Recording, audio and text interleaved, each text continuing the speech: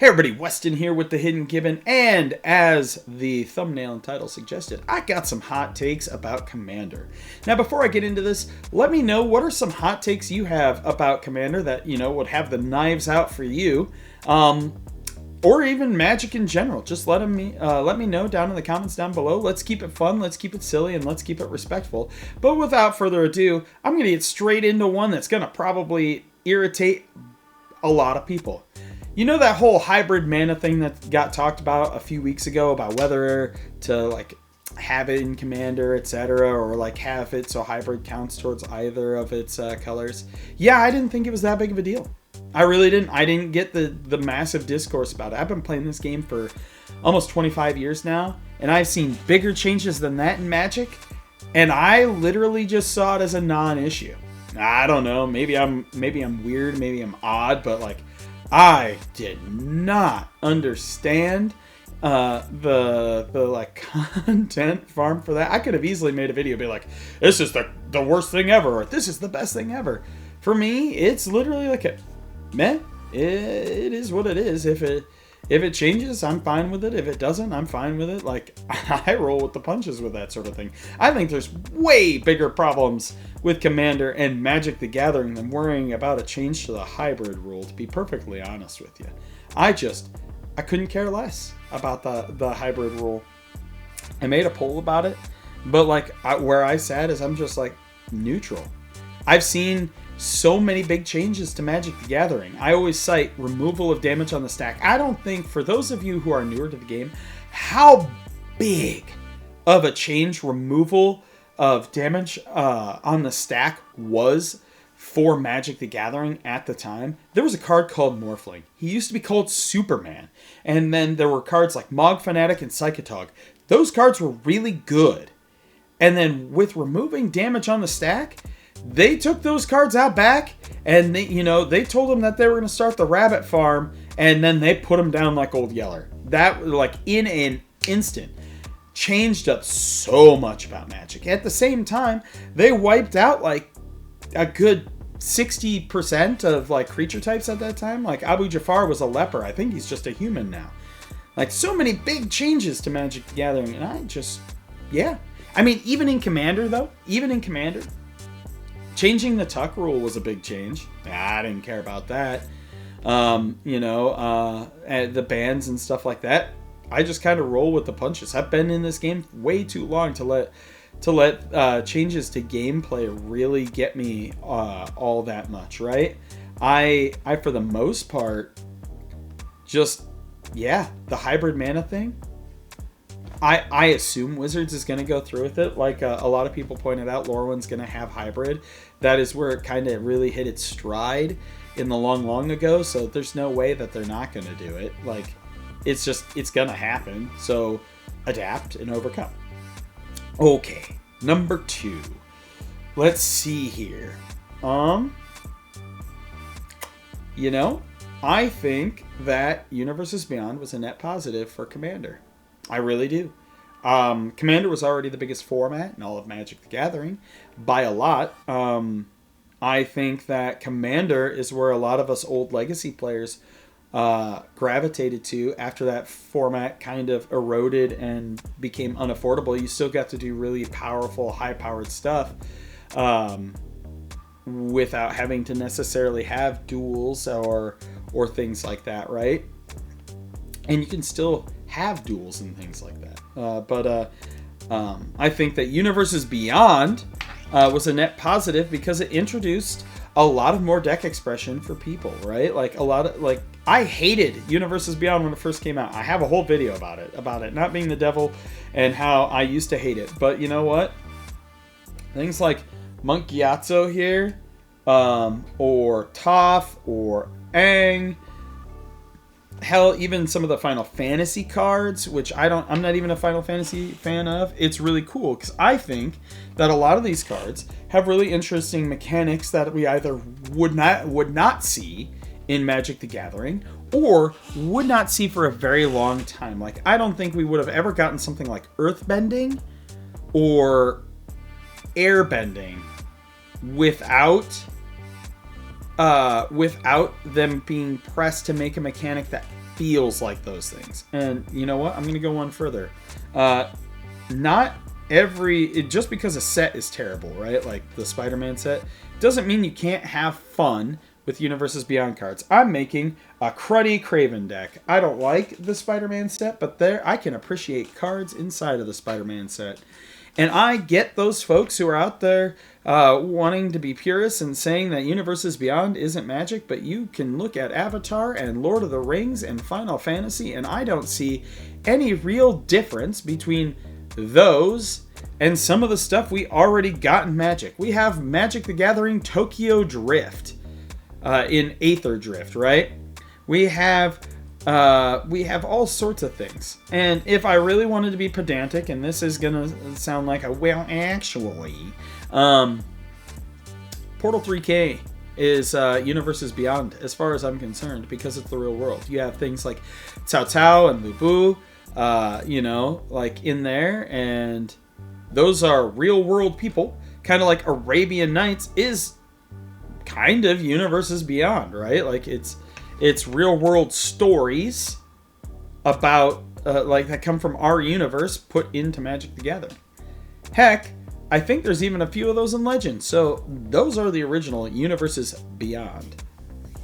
Okay, so now that I've probably pissed off everybody and gotten everybody to unsubscribe and or drop a whole bunch of hate down in the comments, what's another one what I can do? Oh yeah, Stacks isn't bad, friends. Stacks is fun. Stacks is great. And if you really hate Stacks that much, play more Interaction. Most Stacks pieces are really hard. Are not really hard to deal with. Artifacts get blown up. Enchantments get blown up. Counter spells are a thing in Magic the Gathering. If the Stacks piece is a creature, there are a billion removal spells in all kinds of colors. You can have a fight spell in green. You can have your swords effects in white. You can have burn effects in red. You can, use every card under the sun in black to kill it. Hell, you can boomerang it with blue and then counter it. Or you can imprison it in the moon, turn it into a upstanding citizen, right? Like, do all of those things. Stacks pieces are not the devil. And I will go even further. Playing against Stacks makes you a better player because it makes a puzzle that you have to figure out and use critical thinking to get around. I like playing as Stacks, but I like playing against Stacks because it gives me a complicated puzzle that isn't straightforward to overcome and get rid of. Another hot take. This one's a self-critique of myself. I build too expensive of decks. Of my 47 paper decks that I have over here, the average budget's like $300. And I thought that was on the low end for my pod before I started the YouTube thing. And that is because, I play with a pod. My friend Aaron, Jason, we have Mitch, myself, John. But before John and a couple others hopped in, it was Mitch, Jason, Aaron, and me. And Jason's deck is $15,000. Aaron's decks are each around, I think his Ulash deck is around $1,000. His Vishkal and his Aurelia deck are both over $3,000. And Mitch's CEDH deck is $9,000. His Kresh deck is like $5,000. I thought I was the budget player at the table, friends, at like $350, and boy howdy was I wrong. I did not realize that the vast majority of Magic players don't build at like a $300 budget. I know this is a small sample size, but I did a poll, and in the poll I asked, when you build a commander deck, what budget do you typically aim for? And following up with that, just a question of like, what cards do you find eat up your budget? And of that, 38% of that 21 responded $25 to $100 for a commander deck. 33% responded $100 to $200 for a commander deck. That means 71% of players are at 200 or lower. 200 or lower. Only 29% were in the 200 to 500 plus range, right? The 200 to 500 and then the 500 plus. And when you have things like staples, like Game Changers are just, they can't go in those decks, right? Like, if you buy a One Ring, that's like $70 or $60 or whatever it is. Well, if you're a $100 deck, there goes 60% of your budget. And I just did not realize that that's the norm for folks. I really didn't. And I feel bad about that because, like, I need to, like, kind of check the advantages I have. I've been playing for a long time, and although I sold my collection, I got back in during a lull in Magic prices. And I was able to scoop up a whole bunch more cards and play them and keep them together. And I don't have to really dismantle decks to build other decks. I just sit with a pile for a deck until I have the cards that I need and put it together. And hot take here is a hot take is I gotta do better at building on a budget. I gotta start making more $100 decks that work, you know. Another hot take is game changers, although I think they're a net positive for the game, actively harm working class players, right? Like, I have my big collection, but there's a lot of cards I don't have. Right now, I cannot tell you, I've been like watching, hoping that the damn Toph Earthbending Master comes into stock literally anywhere, so that way I can buy it at all in any form and be able to play with it, because I really want the card and I really like Toph as a character, but it's only in Jumpstart. And the card is sitting here at, let's see here, on Card Kingdom. Look at the glare. $60 and $50, right?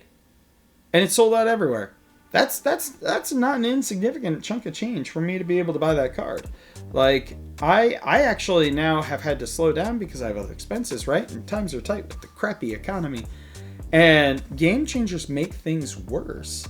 Because Game Changers are a giant signal flare to literally everyone that says, hey, buy this card because it's really, really good.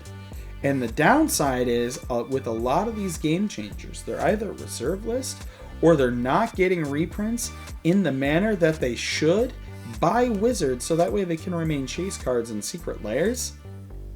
And it's pricing a lot of people out of being able to play Game Changers. And yes, there's the proxy argument, but not everybody's play groups allow proxies. I know that some people I play with are a little touchy about proxies, and then there's another group where one guy proxies every card in every deck, and my god, does he do amazing proxies. Just fantastic proxies, actually. But like, if a Game Changer is like $60, like, we got to do better with reprints. This is going to lead right into this hot take. Wizards, you got to do better at reprinting Commander staples. I know that you're on this kick that everything and its mother has to be a standard set, but if you're going to do that, reprint some of these into standard. You're already busting it every other set anyway with Badger Mole Cub, VV, Agatha's Soul Cauldron, what was the mouse? Monstrous Rage. All of those cards. Like, you're breaking standard every single set anyway. Like, just use the ban hammer. Preemptively ban it. Be like, oh, hey, we're printing Chrome Mox into standard, but we're pre-banning it. Actually, go ahead and print Chrome Mox and Ancient Tomb into standard. I'm not sure how badly they'll warp the format, but it cannot be any worse than what's already happened with the format. Right? It was in a sorry state, and it's going to be right back there. I'm assuming they're going to have to pretty quickly ban Badger Mole Cup because the card is nuts. Just like VV was nuts. Just like in, other formats we've had nuts cards. Look at Nadu. Nuts. But at least with Nadu, the price stayed low because everybody knew that shit was going to get banned. Everybody knew for VV, and so the price started dipping down. But come on, friends. Let's do better. Let's make some reprints. And I don't mean that crappy list crap that you throw into sets where it's like, oh, hey, look, it's a list card. It's not actually playable, but, it's a list card. Okay. or secret layers where they're not print to demand, so I have to sit there. Even when I get in the pre-queue, I gotta sit there and wait for an hour and a half to try to get a secret layer. Thank God I hate foils, because that actually allows me to get secret layers I want. Man. You know what? This next hot take isn't even a Commander hot take, but it's a hot take nonetheless. I mean, it kind of relates to Commander. Stop printing mechanically unique Commanders into secret layers. Don't do it. Stop it. Please. Please stop it. Especially when they're not print to demand. You cause these cards to spike to the moon, and then nobody can play with them because nobody can get them. Right? Yeah, you guys said Jaws is going to get reprinted, but when? We don't know. There's no guarantee on when it's getting reprinted, right? When's the next Shark going to come out? Are they going to have Return to Aether Drift where there's going to be a Shark? And then what are you going to do about the PlayStation cards? You know? I've seen the attempts with the Street Fighter ones, right? Where Howling Abomination is Blanca, and I didn't know that when I first saw Howling Abomination. I literally just thought they printed the same card ish into Magic, kind of like how there's a million boomerangs and a million of the 4 cost discard a card, draw 2, create a treasure cards. Nah, it's the same exact card, but you'd never be able to tell unless you look at the little symbol for secret layer, or if you look at the bottom and see that it says SLD and then a number. Confusing as crap. Don't do that. Just come on, make them print to demand. That's all I'm asking. Also, I'm not really that mad. I'm just kind of, playing this up for dramatic effect. Oh, God. Hot takes. What's another hot take? Magic's not dying. It's not going to die anytime soon. I bet you 10 years from now, there'll be a new hip thing saying that Magic is dying, but it's not going to be today, not going to be tomorrow, not going to be a year from now. And Commander is not killing Magic. If anything, Commander helped save Magic from COVID. This is the one where I'm going to be kind of serious with you guys. COVID destroyed a lot of structured things with Magic, like organized tournament play, large scale events. You used to have things like GPs, like the Star City Games 5Ks, right? You saw Legacy was big, Modern was huge, and now and then COVID hit and eradicated everything. And the only thing people had, because they couldn't go to their LGS, was occasionally being able to get together with their friends, in the safety of their home, because you can't go out into the giant pandemic world, and play some tabletop Commander games with their friends. That Commander helped probably save Magic from just hard resetting, right? There are a lot of things that went wrong in the hobby world. All the financial bros and market speculation and using Magic as an investment vehicle that started during that time. But the one thing that Commander did was really help save Magic. Can you imagine if Commander were not a format? Just say it weren't a format. And we lost all of that organized play during that time, right? Yeah, there would still be kitchen table Magic, but I would be willing to bet you just my bottom dollar that it would not have survived in the same state or popularity that it did without Commander being there to be the last line of defense against the pandemic. And Magic would not be where it is today and as huge as it is today post-COVID without Commander. That is a hot take for you. I've never seen anybody talk about that, but I'm going to talk about that. I am telling you that Commander helped save Magic. It really did. Because Magic ebbs and flows. There's high points and low points, but you cannot prepare for a global spanning pandemic that shuts literally everything down. Ooh, what's another hot take? Oh man, I'm not sure. We'll do one more. One more hot take. Let me think of one.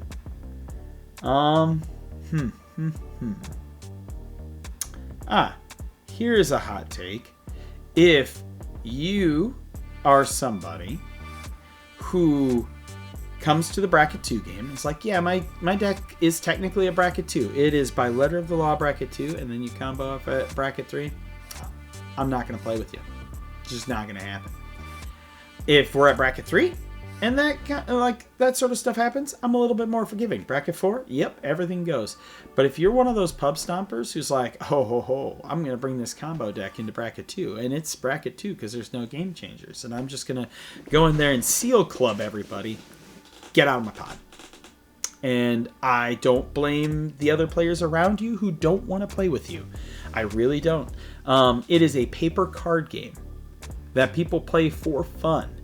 And if the joy that you derive out of life is by punching down and kind of, being scummy and I would say like not necessarily lying, because it is like technically a bracket 2 or technically like, a bracket 3, but misleading to get an easy win, to just like run the table, be like the champagne guy who's like biting the metal and spraying the champagne everywhere. If that's you, man, brother, sister, folks, you gotta reassess some things, right?